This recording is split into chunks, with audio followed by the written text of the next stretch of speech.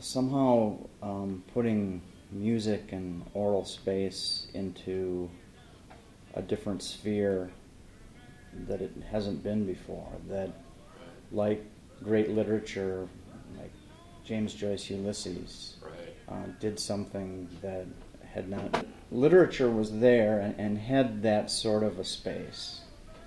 But when you add lyric and music and the object, you're creating something in the same way that a great author has created something in his idiom, and yet you're doing it in some kind of mishmash, new magical idiom.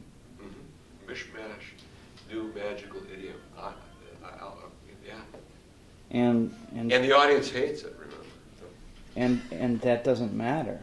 Maybe that's partially what he recognized about Robert Johnson in talking about his audience, is that an artist can get to a place where you're into this channel of some kind that no one else has ever been in, that you can create something entirely new, and that the world doesn't have to understand it.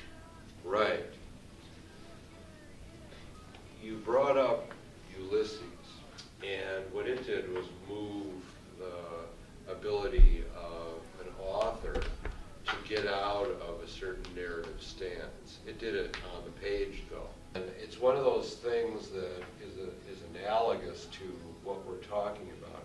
What Dylan does is essentially change the language in the same way that James Joyce does, except he does it on a vinyl recording in a music that is also brand new, but has tendrils that remind us of something. I think bringing up Ulysses is a perfect example, because in that book there's so much going on that nothing is going on. There's so much going on that nothing is going on.